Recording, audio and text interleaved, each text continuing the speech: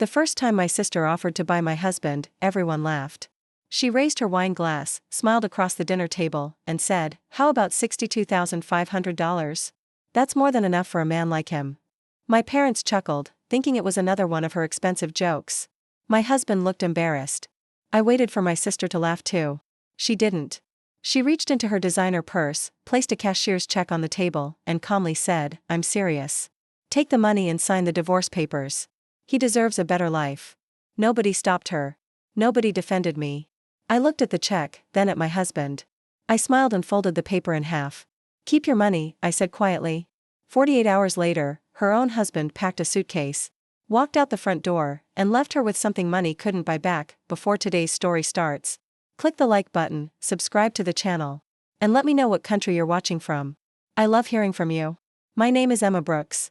I'm 27 years old, and until that night, I honestly believed my sister's worst habit was showing off her money whenever the family got together.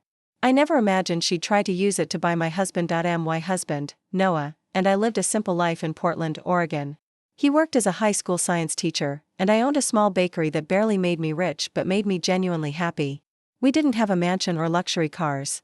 We had movie nights on the couch, homemade pizza on Fridays, and the kind of marriage where silence was comfortable instead of awkward. My older sister, Victoria, never understood that. She believed success could be measured by bank accounts, designer labels, and the size of someone's house. That evening, our entire family gathered to celebrate my parents' 35th wedding anniversary. Everything felt normal until dessert. Victoria stood, raised her wine glass, and smiled directly at Noah. "I've been thinking," she said. "How much would it take for you to leave Emma?" A few relatives laughed, Dad even chuckled. Everyone assumed it was another one of Victoria's ridiculous jokes. Then she reached into her designer handbag and calmly placed a cashier's check in the center of the table. $62,500. The laughter stopped instantly. She looked at me as though she were doing me a favor. "Take the money, sign the divorce papers, and let Noah build the life he deserves." I stared at the check for several seconds, then I folded it once, slid it back across the table, and quietly said, "Keep your money." Noah reached under the table and gently took my hand. "I already have the life I chose," he said calmly. Victoria's confident smile didn't disappear. Instead, she stood, picked up the check, and walked toward the door. Before leaving, she looked back at us and said one sentence that made my stomach tighten. "You'll regret saying no by the end of the week." Victoria's final sentence echoed in my mind all the way home. "You'll regret saying no by the end of the week." It sounded less like a prediction and more like a promise. The truth was, my sister had always believed money solved every problem. Growing up, she measured people by what they owned instead of who they were. When she earned her first bonus, she bought an expensive sports car. When I saved enough to open my little bakery, she asked why I was thinking so small.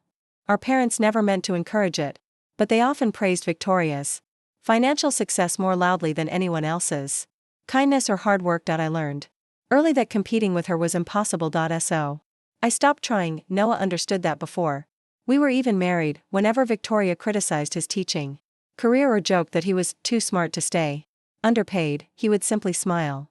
"Money pays bills," he told me once, "but peace lets you sleep." That sentence stayed with me. It reminded me why I'd chosen him over every flashy promise life could offer. As we pulled into our driveway after dinner, I glanced through the living room window and saw Sophie sleeping peacefully on the couch, still wearing the paper crown she'd made for Grandma. Watching her, I knew we had already won the life we wanted. Then my phone buzzed. It was a security camera notification from my parents' front porch. The video showed Victoria standing beside her car, making a phone call before driving away. I couldn't hear every word, but one sentence was perfectly clear. "Tomorrow, I'll handle him myself."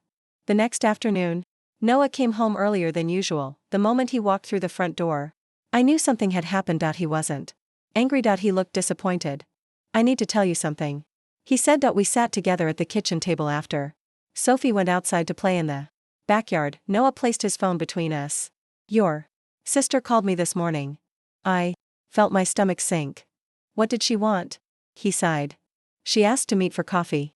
I agreed because I wanted to understand what she was trying to accomplish. He tapped his phone. I recorded the conversation, not to embarrass her, but to protect both of us. Then he pressed play. Victoria's voice filled the room. "Emma's holding you back, Noah. You're too talented for that little bakery life. Take the money. Start over somewhere better." Noah answered calmly. "I already have everything I want." She laughed softly. Everyone has a price. Not everyone, he replied. There was a long pause, then Victoria made one last attempt. 62,500 today.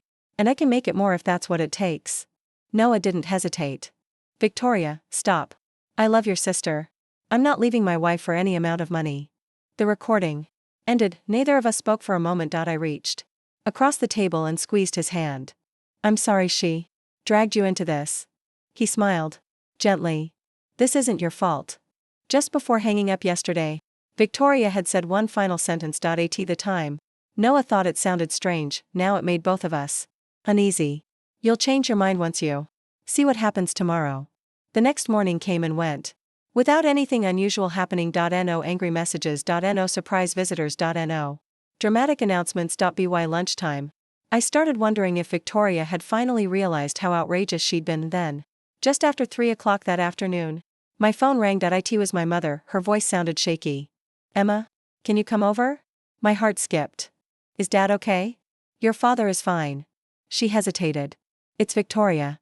Noah and I exchanged worried looks before driving to my parents' house. The moment we walked inside, the atmosphere felt completely different. Victoria was sitting silently on the living room sofa. Across from her stood her husband, Michael, holding a small suitcase. I'd never seen him look so calm or so disappointed. He turned toward us.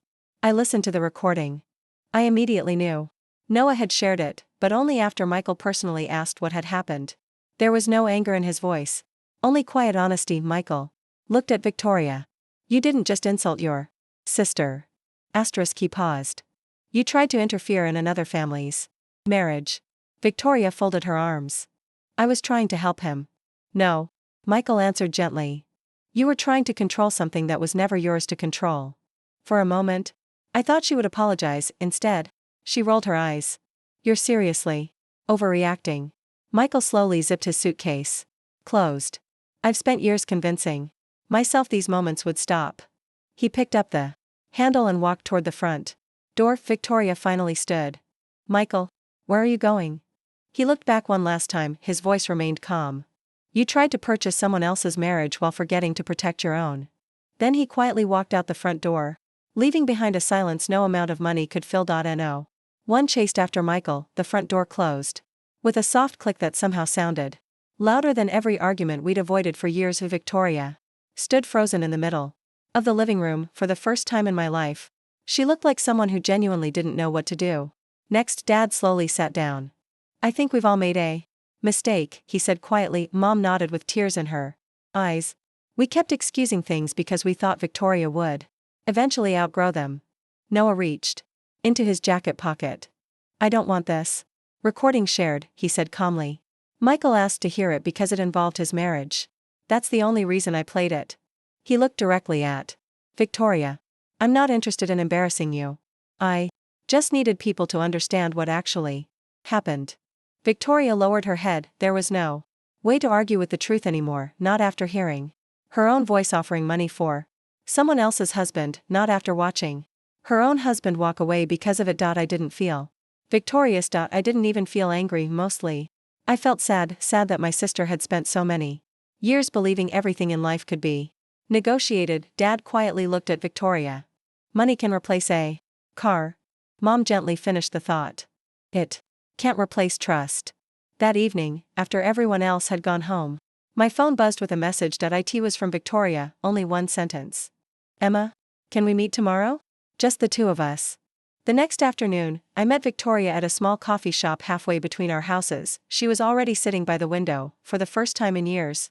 She wasn't dressed to impress anyone. No designer handbag. No expensive jewelry, just a tired woman stirring a cup of coffee she hadn't touched. When I sat down, she looked up with red, swollen eyes. I'm sorry, she said before I could speak. I don't mean for yesterday. She shook her head. I mean, for years. I stayed quiet. I kept telling myself I was helping people, she continued. The truth is, I wanted control. I thought if I had enough money, enough success, enough influence, nobody could ever reject me. A tear slipped down her cheek. But Michael walked away anyway. I reached across the table and gently covered her hand with mine. Respect has never been something you can buy. She nodded. I know that now. We talked for nearly 2 hours. For the first time, We weren't arguing about careers, money, or who had the better life. We talked about being little girls who had grown up believing they had to compete for attention. We talked about expectations neither of us had created. When it was time to leave, I smiled. I forgive you. Her shoulders relaxed. But forgiveness isn't permission to cross the same boundaries again. I understand. She stood and quietly hugged me. As we walked toward the parking lot, she stopped beside her car, looking at the ground. She whispered the saddest sentence I'd ever heard her say. I spent my whole life chasing things money could buy, and almost lost everything it couldn't. 6 months have passed since the night my sister placed a $62,500 cashier's check on our family dinner table. Looking back now, I realize that wasn't the moment everything fell apart. It was the moment everything finally started changing. Victoria didn't rebuild trust with expensive gifts or dramatic speeches. She rebuilt it quietly. Point 1 Apology. Point 1 Honest conversation. Point 1 Change decision at a time. Michael eventually agreed to attend counseling with her. Their marriage wasn't magically repaired overnight, but for the first time, they were working on it together instead of pretending nothing was wrong. Our parents changed too. They stopped praising success only when it came with a price tag. Instead, they began celebrating kindness, patience, and the small moments that actually hold a family together. Point 1 Evening. Sophie looked up at Noah and me while we were making homemade pizza and asked, "Mom, are we rich?" I smiled and looked around our tiny kitchen. The laughter. The flour covering the counter. The man who had refused every dollar because he loved me. We are, I told her. Just not in the way some people measure it. The most expensive mistake my sister ever made wasn't writing a $62,500 check. It was believing love had a price. The day she tried to buy my husband, she lost something far more valuable than money, and finally discovered what real wealth truly looks like.